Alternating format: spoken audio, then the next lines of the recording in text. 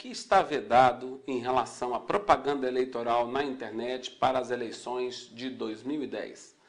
Inicialmente, o legislador vedou a possibilidade de fazer propaganda eleitoral em qualquer tipo de site, desde que essa propaganda seja paga. Ou seja, nenhum blogueiro pode abrir espaço para poder vender banners, para poder vender espaço publicitário em seu blog, ou mesmo em qualquer portal de notícias da internet, não pode fazer o mesmo. A campanha tem que se reduzir a endossos ou mesmo a participação direta do candidato, do partido ou da coligação, através dos seus sites ou mesmo de perfis que vierem a ser criados através da mídia social.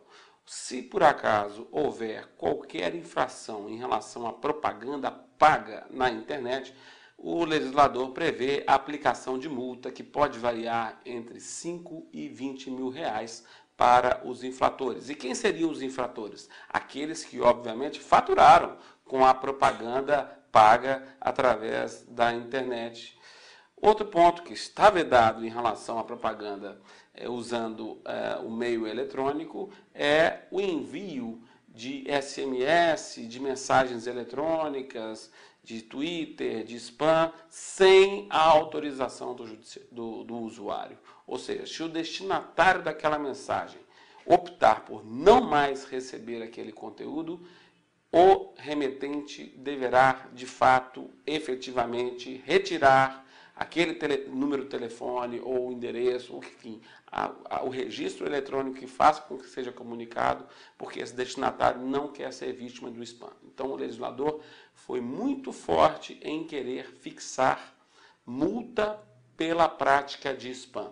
E é importante registrar esse fato, porque pela primeira vez nós tivemos no Brasil uma legislação específica para coibir a prática do envio das mensagens não solicitadas. Até então, esta era uma prática useira e vezeira da internet, mas nós não tínhamos nenhum tipo de norma específica que pudesse coibir. Tudo bem que nós sabemos que a elaboração de uma prova não é uma tarefa muito simples, mas só de ter uma norma que possa coibir esta prática do envio da mensagem não solicitada vai fazer com que os remetentes se preocupem mais em cumprir efetivamente os mecanismos que muitas vezes são colocados nas mensagens, mas que não são eficientemente cumpridos no sentido de retirar os endereços ou as comunicações com os destinatários que não querem ser vítimas de spam.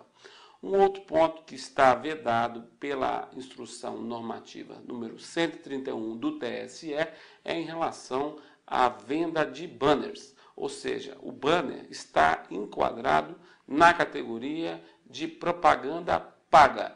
Então, a veiculação de banners, ainda que se dê de forma gratuita, isso evidentemente poderia ser até uma desculpa, né, no sentido de dizer, não, eu estou colocando um banner em um determinado site, aqui num portal, no meu blog, etc. Isso não pode acontecer, porque o banner só poderá existir dentro do site oficial do candidato ou do partido da coligação. Quem transgredir a norma e resolver colocar banner de um determinado candidato poderá se sujeitar a uma multa de 5 mil e 30 mil reais ao responsável pela divulgação da propaganda e ao beneficiário quando comprovado o seu conhecimento. É interessante esse ponto porque eu já estou começando a ver, principalmente no Twitter, várias fotos de tuiteiros com digamos, um broche eletrônico, né, uma pequena referência com o nome ou com o símbolo de algum candidato. Esse tipo de situação, no meu ponto de vista, não pode ser considerado como um banner, já que as pessoas estão se manifestando uma adesão da sua imagem a um determinado candidato. Consequentemente, banner é algo diferente. Banner é uma peça publicitária inserida dentro de um site, e não esses broches eletrônicos, vamos assim dizer, que as pessoas já estão começando a associar a sua imagem, a sua foto, principalmente em redes sociais, quanto a um determinado candidato. Um outro ponto que está esclarecido através da instrução do TSE é quanto aos debates, ou seja, uma vez que a televisão e o rádio terão regras próprias em relação à internet, os critérios adotados para TV e rádio quanto aos debates eleitorais não serão os mesmos em relação à internet. Então nós podemos ter uma situação de debate, umas regras, uma fixação de prazo, de tempo, totalmente diferente em relação à televisão.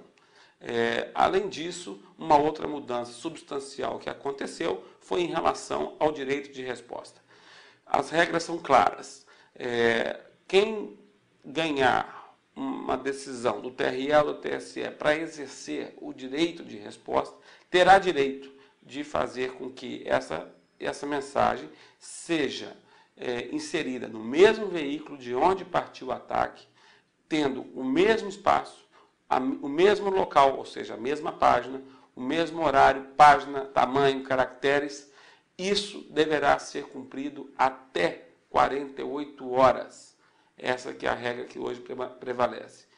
A resposta, o direito de resposta, quando exercido pela internet, deverá ser cumprido em prazo não inferior ao dobro em que esteve disponível a mensagem considerada ofensiva. Ou seja, o prazo de resposta, uma vez comprovado qual foi o período que a ofensa esteve no ar através do site que foi objeto do litígio, deverá ceder espaço de pelo menos o dobro para que aquela vítima que se sentiu ofendida possa exercer o seu direito de resposta. Uma outra mudança significativa que aconteceu foi em relação ao prazo de suspensão da publicidade, da propaganda eleitoral na internet. Acabou o prazo de 24 horas para o provedor retirar a propaganda considerada como irregular por decisão da Justiça Eleitoral. A partir de agora, este prazo, ao invés de ser prefixado em 24 horas, pode ser determinado pelo próprio juiz que decidir casualmente cada questão. Ou seja, como a Justiça Eleitoral está acostumada a trabalhar em prazo até de horas, nada seria estranho imaginar se, pela instantaneidade que a internet possui, saísse uma ordem judicial para que determinado direito de resposta ou mesmo a suspensão de determinada veiculação de propaganda eleitoral ocorra imediatamente ou em questões de horas, e não mais um prazo mínimo de 24 horas, conforme já vinha sendo realizado, que agora não mais se caracteriza. Um outro ponto que eu gosto de frisar é em relação à questão da retirada do conteúdo ofensivo. Ou seja, nós sabemos que com a fase que estamos atualmente, que é a internet 2.0, essa internet 2.0 se caracteriza pela facilidade que o usuário possui para gerar conteúdos e principalmente torná-los públicos e compartilhá-los para o maior número de pessoas. Normalmente esses conteúdos estão armazenados dentro de um servidor. Esse servidor provê serviços para armazenamento de conteúdo, seja em blogs ou qualquer outro tipo de serviço similar. Se por acaso o provedor vier a ser notificado da decisão eleitoral para fazer a retirada imediata do conteúdo considerado como impróprio e não efetuar essa retirada dentro do prazo estipulado, o provedor pode ser considerado como responsável pela prática deste ilícito. Ou seja, o provedor, pela Justiça Eleitoral, poderá ser aquela pessoa, aquele ente que dê suporte para a prática do ilícito. Daí, ele pode até alegar que não tem controle prévio sobre todo o conteúdo que é inserido dentro do seu site. E nós sabemos que nem sempre esse controle de censura prévia ele é efetivo, embora seja até possível através de filtros. Agora, uma vez tendo sido notificado por uma decisão judicial e não retirar o conteúdo do ar, o provedor poderá estar sujeito a pagar alguma indenização, justamente porque não retirou a tempo e modo o conteúdo ofensivo do ar. Um outro aspecto que eu gosto de chamar a atenção em relação à propaganda eleitoral na internet se refere à criação de diversos canais de denúncias contra abusos da propaganda eleitoral através dos sites do TSE e de cada um dos TREs. Então é muito comum, é uma prática que já existe há vários anos, de se criar um canal de denúncia online. E como é que funciona essa denúncia online? Normalmente um TRE cria um site, que é um formulário eletrônico, onde recebe o relato da prática de alguma propaganda eleitoral irregular. Caso esse formulário seja preenchido, logo após esse formulário ser preenchido, ele será remetido ao tribunal, que irá então apurar os fatos e, se for o caso, instaurar processos para promover então a retirada imediata deste material, uma vez que ele pode já estar totalmente em desconformidade com a regra vigente. E isto chama bastante atenção, porque demonstrará como que o cidadão pode, a qualquer instante, participar efetivamente do controle da propaganda irregular através da mídia eletrônica. A mídia eletrônica, ao contrário da mídia em papel ou presencial, tem essa grande vantagem. São milhares de pessoas monitorando diuturnamente diversos conteúdos que são publicados, e caso esses eleitores conheçam os limites da legislação da eleição, conforme estamos tratando desse modo, tenho certeza de que nós teremos um controle mais efetivo contra a propaganda irregular, muito mais do que tínhamos há tempos atrás, quando nós estávamos preocupados com a fixação de cartazes, outdoors, enfim, distribuição de santinho, etc.